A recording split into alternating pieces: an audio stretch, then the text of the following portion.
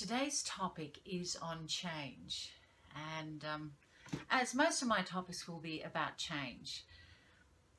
Change is something that for many people it's a topic to be avoided. People get to a certain age and they think, well, I can't change, I'm not even going to think about making any changes. One of the issues that I find can be a little bit annoying for a lot of people when you ask or make some suggestions in relation to change, especially their own change, is that they may make a comment such as, well, I'm way too old to make changes, there's no way that I'm going to be able to change this. I have come across some people who say, no, not going to change, this is the way I am and this is the way I'm going to be. Like it or leave it, that's how it is. Well, I guess in that case, that's entirely up to them. My choice is that whatever I can do to improve myself, whether it's in my workplace, whether it's with my relationships with my family or friends, then I'm going to see what I can do in order to improve. Now, this change is not about pleasing others. It's about improving myself so that I can be a better person and a more effective contributor to my society. And if I want to be able to contribute to my immediate environment, to my family, to my work colleagues, to my society, then I need to be able to take feedback. Now, that feedback doesn't mean that I listen to everything someone might happen to say that they don't like. Now, to take feedback doesn't mean that I accept everything that someone says and assume that what they're saying is correct, because then you end up turning into someone that's, very, very screwed up, basically, because what someone else might happen to think that I need to change isn't necessarily what I do need to change. There are times when, yes, someone says something and it's very important, I believe, that we consider it. And it could take just a moment to consider and we think, yep, okay, fine, I'll make that change, they're right. Or I might think, well, no, that's just their stuff and that's cool. The environment around us can also tell us. So there might be something that I have done in my particular profession, in my workplace, and I see I've screwed up, and that in itself is a great feedback and an indication that I need to make a change. Now, if it's something that I don't know how to do, then I find the appropriate person to mentor me so that I can improve, or I observe someone who is a success in that particular area. So these are all the different types of feedback that we can actually give and receive.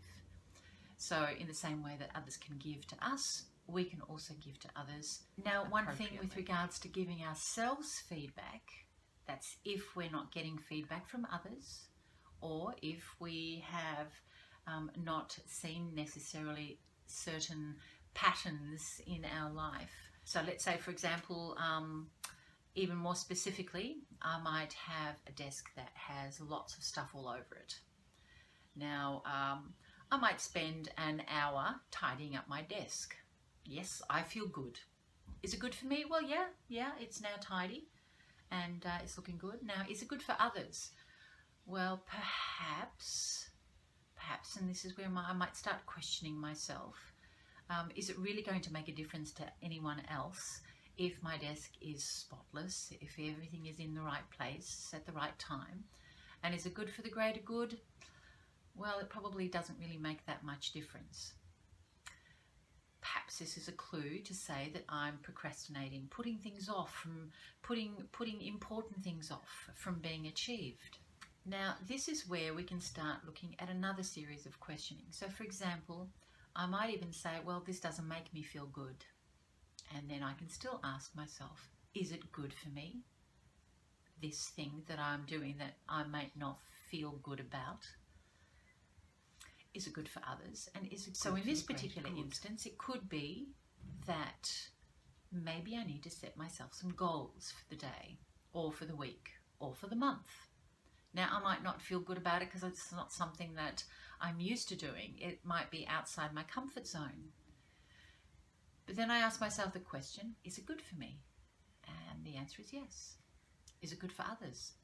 Yes, because it means I'm going to be able to help them in other ways. Is it good for the greater good? Absolutely. And this is a very, very interesting clue, because very often it's at this level where we're doing things that we don't like to do that gives us and answers those questions with a yes. That is a very, very good indicator that this is what I must stick to doing. I must continue to do. Over time, what I find is that I begin to enjoy that particular activity because it gives me a sense of satisfaction. I get a feeling of success that I've achieved, especially if I am achieving those goals. So it's good for me, it's good for others, and it's good for the greater good. And this particular feeling has gone up to that level of, yes, I do feel good when I do this. So there we go. We have two different sets, two different levels of thinking that we can look at. If I'm feeling good, is it good for me? Is it good for others? And is it good for the greater good? And if all these questions and answers, I'm in the right place. If I don't feel good about an activity that I'm setting out to do, and still the answers to is it good for me, is it good for others, and is it good for the greater good, if those answers are yes, then I'm on the right track to achieving that experience of feeling good about whatever I'm doing. Could be going to the gym for the first time. I don't feel like it. I'm sore, I'm stiff, I'm puffed, but it's good for me, it's good for others, it's good for the greater good. With our nutrition, with the way we change our thinking, with new processes that we might have to implement in order to become more effective in the workplace. It may not feel good at first, but I know it's good for me, it's good for others, and it's good for the greater good. If you're not quite sure how to make changes, if you recognize that there are no's being answered, if you have no clue as to what you need to do to make a change, find someone who's going to be able to help you.